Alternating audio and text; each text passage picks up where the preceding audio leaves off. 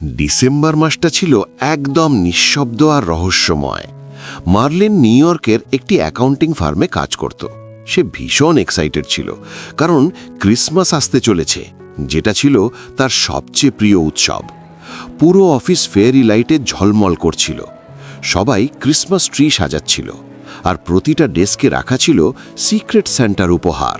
মার্লিনের ডেস্কেও একটি ছোট কালো বক্স রাখা ছিল, চকচকে গ্লসি পেপারে মোড়া, তার পছন্দের পার্পল রিবন দিয়ে বাঁধা। মার্লিন বক্সটি খুলল। ভেতরে ছিল একটি ছোট ক্রিসমাস ট্রি ডেকোরেশন ডল। সাধারণত মার্লিন এই ধরনের ছোট ডেকোরেশন খুব পছন্দ করত।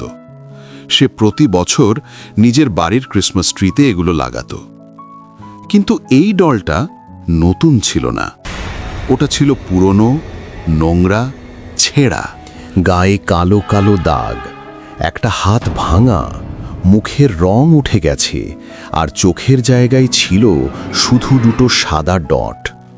ডলটা এতটাই ভয়ঙ্কর ছিল যে মার্লিন সঙ্গে সঙ্গে বক্সটা ডাস্টবিনে ফেলে দেয়। নিজের মন ঘোরানোর জন্য সে সহকর্মীদের সঙ্গে ক্রিসমাস সেলিব্রেশনে যোগ দেয়। মার্লিন ভেবেছিল সিক্রেট স্যান্টার ওই উপহারের গল্প এখানেই শেষ।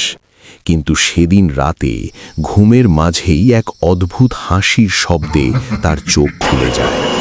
চোখ খুলে সে দেখে সেই ডেকোরেশন ডলটা ঠিক তার বিছানার ওপর দাঁড়িয়ে আছে, কিন্তু এবার সেটা মানুষের সমান বড়। মার্লিন কিছু বোঝার আগেই ডলটা তার গলা চেপে ধরে।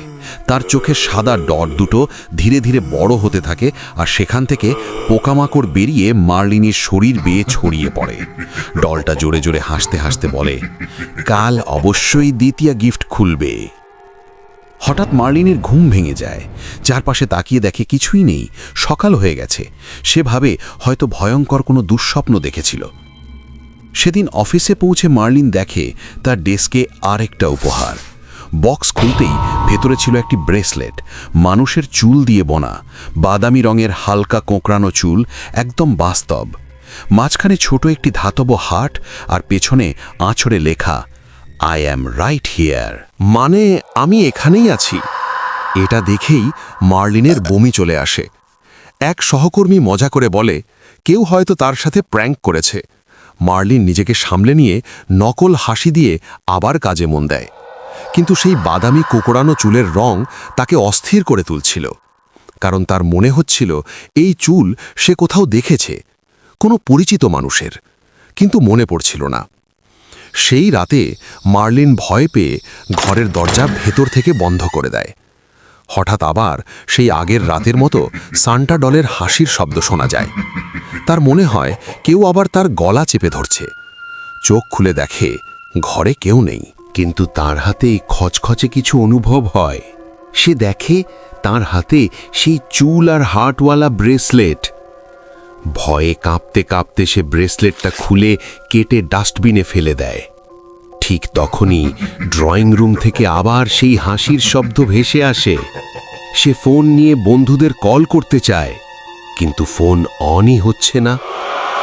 হঠাৎ লাইট জ্বালাতেই সব বাল্ব ফেটে যায়।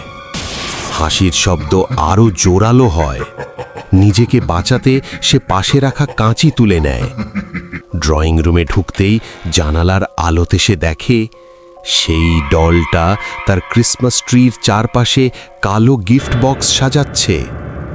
এবার সেটা আরও ভয়ঙ্কর। তার হাতে সেই চুলের ব্রেসলেট। হাসতে হাসতে সে এগিয়ে আসে আর বলে, তৃতীয় গিফট তোমার অপেক্ষা করছে। ভয়ে মার্লিন সেখানেই অজ্ঞান হয়ে যায়। পরদিন সকালে জেগে উঠে দেখে বাড়িতে জোর করে ঢোকার কোনো চিহ্ন নেই। ক্রিসমাস ট্রির নিচে কিছুই নেই। সে ভাবে হয়তো ভয় তার মাথায় ঢুকে গেছে। অফিসে গিয়ে ড্রয়ারের ভেতর সে দেখে তৃতীয় গিফট। কোনো র্যাপিং নেই, শুধু একটি পোলারয়েড ছবি, তার নিজের বেডরুমের ছবি। একই পর্দা, একই নাইট ল্যাম্প, একই বেডশিট, আর এক কোণে ঝাপসা একটা ছায়া, স্যান্টাক্লজের মতো টুপি পরা। সে অফিস সিকিউরিটি আর এইচআরকে ডাকে। সিসিটিভি চেক করা হয়, কিন্তু কেউই তার ডেস্কে আসেনি, কেউ কোনো বক্স রাখেনি। সবাই বলে এটা অফিস স্ট্রেস।